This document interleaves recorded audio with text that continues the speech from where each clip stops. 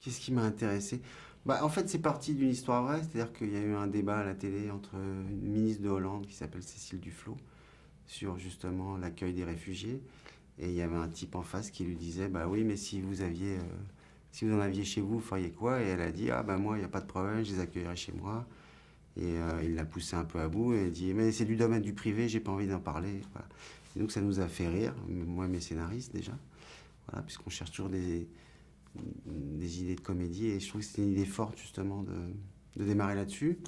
Voilà, après moi ce qui m'intéresse c'est le choc des cultures et puis le choc social aussi parce que un intellectuel parisien très riche et de l'autre côté une famille misérable de Rome qui vient vraiment des bidonvilles.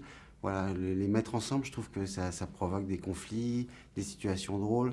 Voilà. Après, je sais que c'est des sujets graves, je sais que il y a des gens qui souffrent, mais bon, la comédie aussi, moi, la comédie que j'aime aborde justement des sujets graves, et voilà, et c'est ça qui m'intéresse.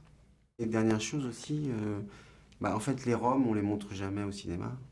Voilà, c'est des gens qui vivent en marge, qui ont une image assez négative dans la société. Donc je trouvais ça intéressant d'aller à l'intérieur de cette famille et de montrer aussi toute la complexité de ces gens et le côté aussi qui est sympathique et intéressant de ces gens. Voilà. Ils ont un côté un peu punk par rapport au monde dans lequel on vit, c'est-à-dire ils sont totalement en marge, ils refusent la société, notre société à nous. Et donc ça m'intéressait de montrer les rapports conflictuels qu'il pouvait y avoir entre la société, notre société occidentale et leur société. Voilà.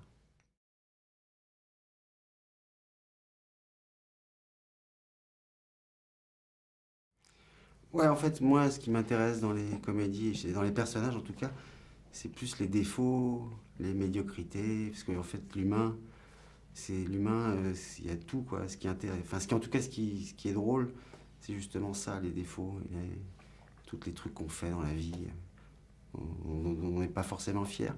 Voilà, ça m'intéresse. Après, moi, je pense que j'ai un regard bienveillant sur le monde et sur mes personnages. Tous les personnages du film, j'essaye de les rendre sympathiques et humains. Après, j'aime bien aussi montrer leur face cachée et puis j'aime bien m'amuser aussi avec, quoi. Mais c'est pas de la moquerie, c'est juste, voilà, ce qui m'intéresse, c'est l'humain et l'humain est fait de qualité mais aussi de défauts.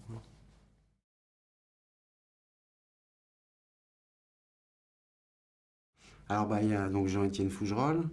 Alors, lui, c'est un intellectuel de gauche dans la pure tradition française, c'est-à-dire qu'il aime bien donner des leçons à tout le monde.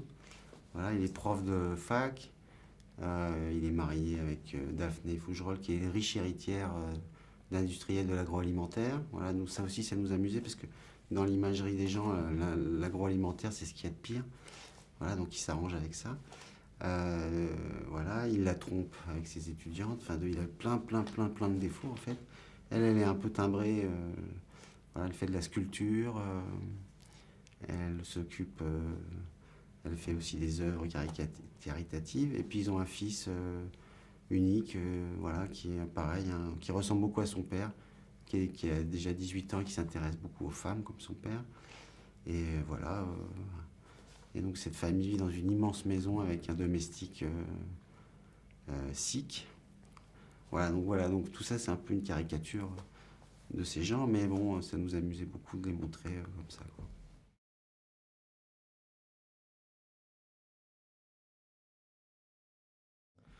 Alors je suis parti en Roumanie, voilà déjà. J'ai rencontré un type qui s'appelle Sorin Mihai, qui est un membre important de la communauté rome.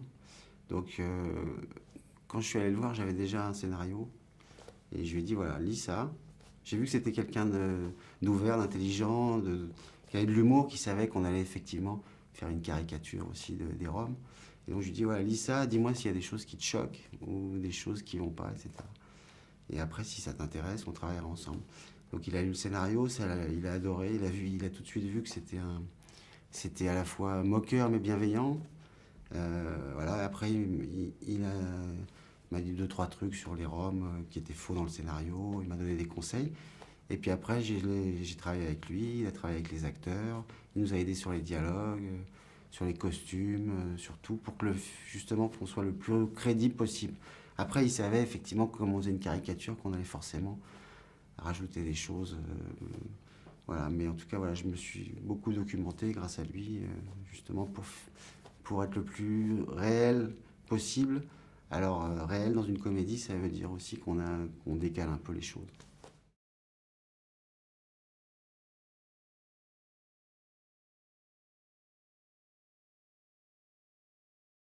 Bah, on voulait montrer, ouais, en fait, on voulait montrer un personnage français très négatif.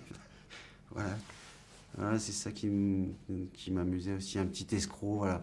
Moi j'adore les personnages négatifs qui ont plein de problèmes et plein de défauts, je les trouve à la fois très humains et très drôles.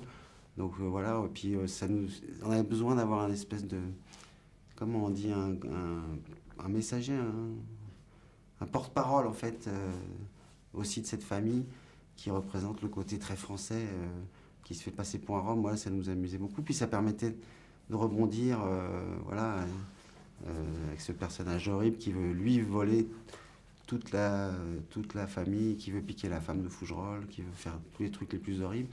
Voilà, on voulait absolument avoir ça dans le film. Alors évidemment, ça devait être un Français.